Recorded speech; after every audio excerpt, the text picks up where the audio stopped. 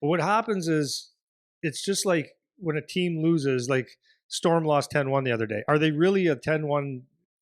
Are they really that bad? Right? Yeah. No, it's a good Are they example. really? Yeah, it's a So good they lost example. 10-1 one game. Everything went wrong. Yeah.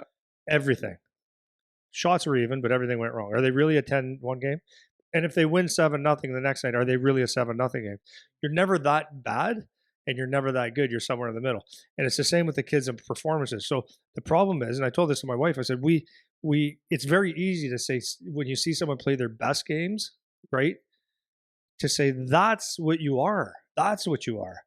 Do that every game. That's what you are. Your feet are good. Everything's optimal.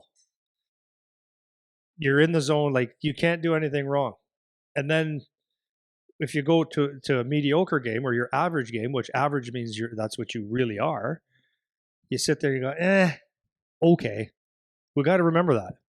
And the worst game could just be a worst game. You got to flush them. Yeah. That man, it's there's so many different like threads there. So over the weekend, just while you're saying that endpoint, it made me think of our weekend. So our first game we play. So I'm gonna use team rankings just as a caveat to what I'm about to say. It doesn't always indicate who's actually the best, but it gives you a clue of like who's the best, right? It's pretty cool how they do it. Yeah, it's actually math, right? No, it's crazy. So anyways, we played Milwaukee 18U. They beat us 9-0. Okay, they were lower. There's like 22 teams or something in the league, 23, and they were like high teens, so like lower middle pack team. They beat us 9-0. Okay, so if you say for our first game going to this tournament, we lose 9-0, it's like holy crap, you guys are the worst team in the league. But we played these guys, and our goalie got rocked in the first shift and was like made him off the rest of the game. Our number one centerman got hurt and couldn't play, and our number two centerman got kicked out of the game. So we played the whole game we didn't have two centermen. Our goalie was KO'd. So was it a 9-0 game? Maybe it was, but maybe it wasn't because we had all these different things that you don't see if you just look at the score. The next game we lost 8-0. Okay, so this is like the worst weekend ever. Lose 8-0, but same thing. Our centerman was hurt, not playing. Our other guy was kicked out, so we had no centerman for the game, right? So our top two centermen weren't playing. So it's like, okay, is it an 8? And that was a more higher ranked team. They were like 13 or 11 or something. So I was like, okay, that's shit. Looks bad. Sucks. Humble pie. Embarrassing. Okay, so similar to Guelph on the weekend, whatever. Let's say. So then we play against the bottom team or one of the bottom teams. They were like 21 or 22 out of 23, and we lose 3-1. But it was one of those games that could have went either way. Then our last game, we played the number 4 team, and we lose 3-0.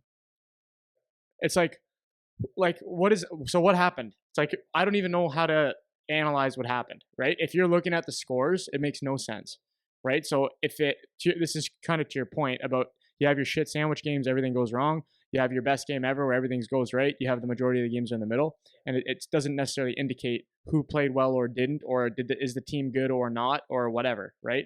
So from that past weekend, that was exactly what happened. Like our first 2 games, I'm like sitting there after the first 2 games. I'm like, okay, those teams were good, but like it shouldn't have been that bad, right? But you can't account for these like shit sandwiches that come in the middle of the game or what happens to an individual player, which is funny. But it was just reminding me of that when you were talking.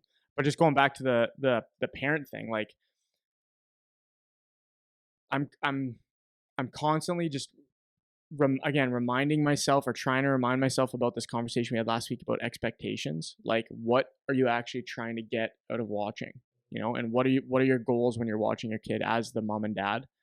And it's exactly how you laid out, even for you now. It's like you have all this perspective, and it's still so hard to detach the emotion from what's going on when it's something as close as your kid. So it was funny. I was talking to a parent, like I remember last year, and he was super honest with me, which I loved. Yeah. So he basically... Are you talking a parent on your team or a parent? I'm just going to say a parent. Okay. So I'm talking to a parent. This was like a year ago. Almost. And we were just kind of talking about the dynamics of the team and all this stuff. And he's kind of very adamantly giving me like what he wants and expects and all this.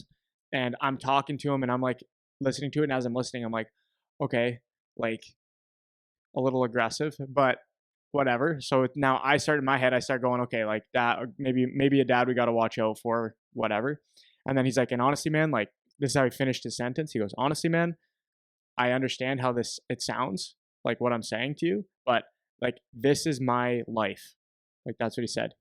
Hockey He's like, is. yeah, he's like, every weekend I'm at hockey.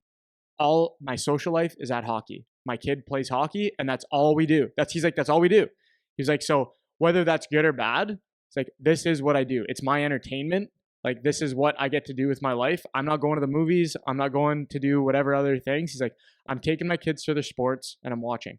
And this is my life and my entertainment. And it was one of the first, not one of the first, the only parent who has ever made it that explicit that they're just like, I want it to be good, man. Like I care because I have to watch too. Like, right? That's funny, man. So, but how many people actually think that? Right? Like how many parents actually, if they're being honest, would actually say, yeah, like this matters this much to me. I go to these tournaments, man. They're all in the parking lot, hanging out, having beers, like talking. What this is their social life. Like this is Well, where it is part of your life. they get this where Yeah. they get away from work, they get away from their job and like Yeah. all of the stresses that are common to people just across life.